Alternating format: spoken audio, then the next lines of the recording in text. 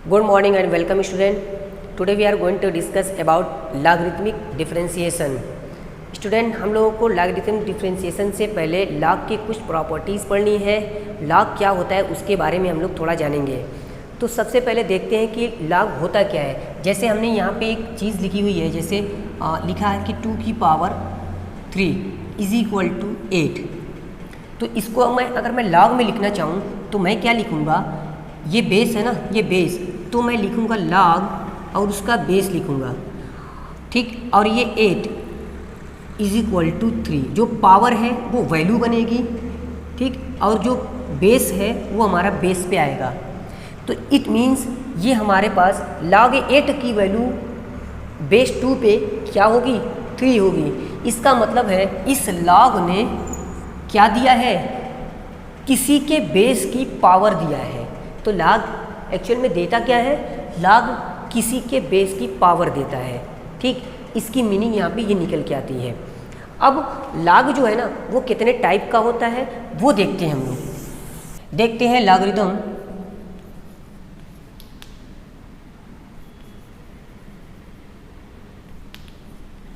अब लॉगरिथमिक को हम लोग शॉर्ट में ln भी लिखते हैं, ठीक, और इसको हम लोग log भी लिखते हैं शॉर्ट में। log जो है हमारे पास वो 2 टाइप का होता है, एक होता है आपका नेचुरल और एक होता है आपका कॉमन log, ठीक। अब नेचुरल log को हम लोग log बेस e लिखते हैं और कॉमन log को हम लोग log एक कॉमन वैल्यू जैसे बेस 10 हम लोग लिख दिए। तो अगर आपके पास कोई log ऐसा दिया है कि वहाँ पे कुछ भी आपके पास बेस नहीं है, यानी सिर्फ log है, सिर्फ आपके पास log है, तो इसे हम लोग नेचुरल log ही समझेंगे। तो हमारे पास जो 12th क्लास में पढ़ना है हम लोगों को, वो आपके पास नेचुरल log को ही पढ़ना है, यानी वहाँ पे बेस या तो e होगा या तो वहाँ पे कुछ भी नहीं होगा। अगर कुछ भी नहीं है तो आप वहाँ पे अंडरस्टूड रहिए कि वहाँ पे बेस हमारा e है, यानी वो log आपका नेचुरल log है, ये आपका कॉमन log है, ठीक। अब इसकी कुछ प्रॉपर्टी होती हैं, वो प्रॉपर्टी क्या है हमारे पास log की, यानी log देखिए यहाँ पे जितना भी हमारे पास log है वो सभी के सभी आपका नेचुरल है, ठीक। यहाँ पे आपके कॉमन log की बात हो गई है। यहाँ पे हम बताएंगे कि ये log को क्यों हमने a ले लिया है।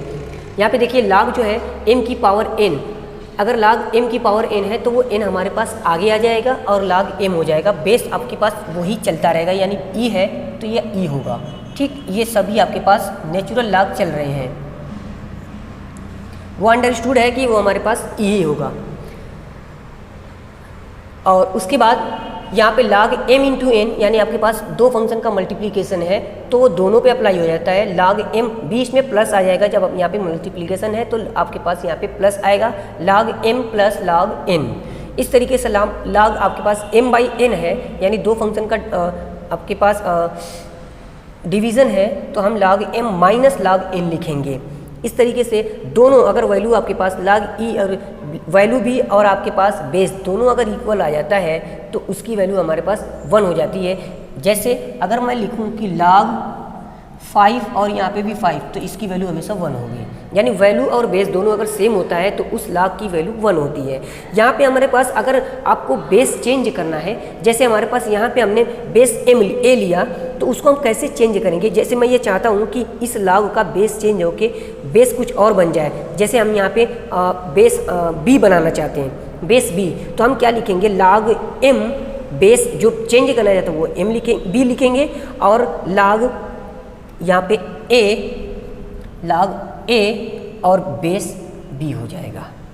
यानी ये ऊपर वाला आपके पास न्यूमरेटर में जाएगा और ये नीचे वाला आपका डिनोमिनेटर में जाएगा, और जो जिसमें चेंज करना है वो दोनों बेस आपके पास चेंज हो जाएंगे। तो इस तरीके से आपके पास log की प्रॉपर्टी है जो आपके एक्सरसाइज 5.5 में यूज़ होने वाली है। तो देखते हैं उस एक्सरसाइज को, 5.5 को। काफ़ी इंपॉर्टेंट एक्सरसाइज है, बहुत सारे क्वेश्चन यहाँ से आपको मिलेंगे सॉल्व करने के लिए, और बोर्ड एग्ज़ाम के पेपर में ज़रूर एक क्वेश्चन आपको log से रिलेटेड मिलेंगे डिफरेंशिएशन के। देखते हैं एक्सरसाइज 5.5 को। 5.5 का क्वेश्चन नंबर 1 हमने लिया है कि आपको इस फंक्शन को डिफरेंशिएट करना है x के रिस्पेक्ट में। तो ये देखिए हमारे पास दो फंक्शन ना हो के 3 फंक्शन है, अगर हमारे पास 2 फंक्शन होता तो फर्स्ट और सेकंड से हम लोग कर सकते थे इसको। फिर भी हमारे पास अगर चाहे तो इन दोनों को एक फंक्शन माने और इसको एक फंक्शन मान के हम कर सकते हैं, लेकिन वहाँ पे थोड़ा कॉम्प्लिकेटेड होगा, आपके पास कैलकुलेशन ज़्यादा हो जाएंगी। तो इस केस में देखिए लॉग कहाँ कहाँ पे लगता है, जब 2 से ज़्यादा फंक्शन आपके मल्टीपल में हो तो वहाँ पे हम लॉग लगा सकते हैं, या हम ये बता रहे हैं कि किसी के वेरिएबल की पावर अगर वेरिएबल जहाँ पे आता है उस केस में हमेशा आप लॉग ही लीजिए, तभी आपको काफ़ी ईजी आपका सॉल्यूशन हो जाएगा।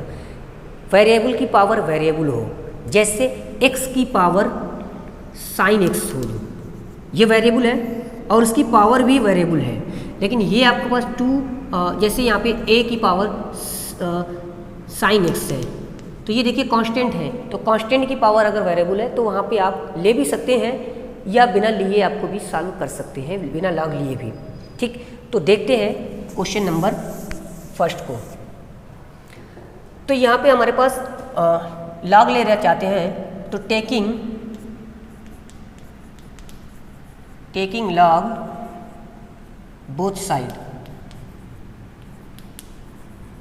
अब यहाँ पे सिर्फ लॉग लिखा हुआ है, इसका मतलब ये नेचुरल लॉग है, यानी यहाँ पे ई है।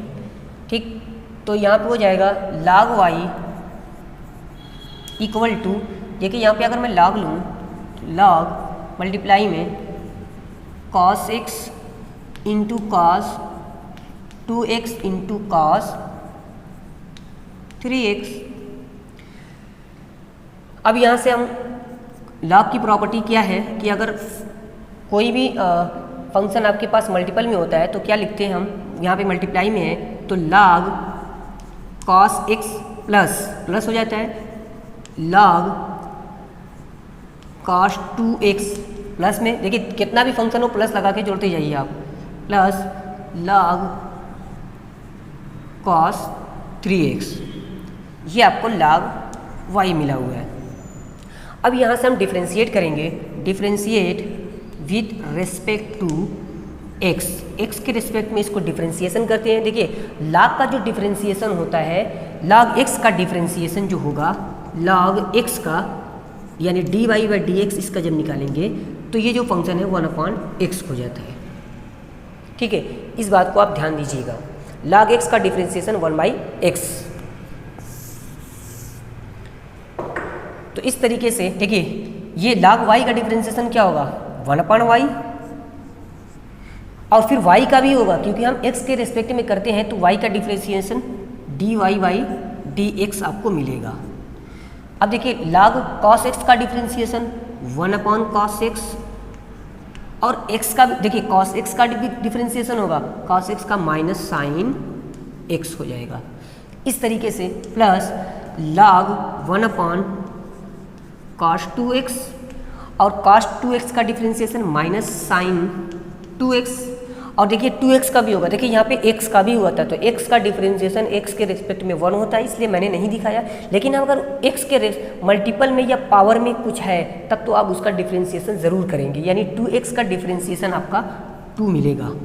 इस तरीके से प्लस इसका डिफ्रेंशिएशन cos 3x का, log cos 3x का cos 3x, और 3x का साइन माइनस साइन 3x, और आपके पास 3x का मल्टीप्लाई बाई 3।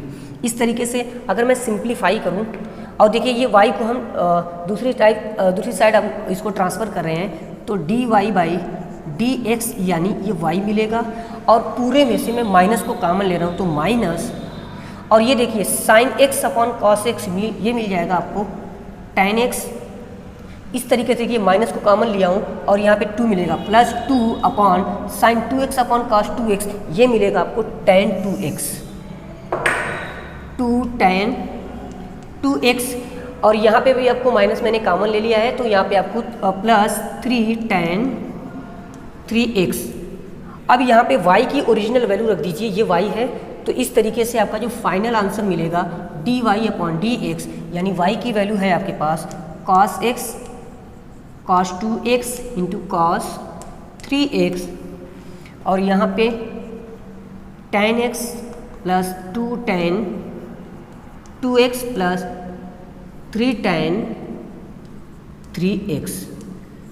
तो इस तरीके से ये आपका डिफरेंशिएशन पॉसिबल है। आई होप ये क्वेश्चन आपको समझ में आया होगा, लॉग की जो प्रॉपर्टी है वो भी समझ में आई होगी, और आप उस प्रॉपर्टी को ज़रूर याद रखिए ताकि आपको भविष्य में आपको काम दे। Okay, thank you.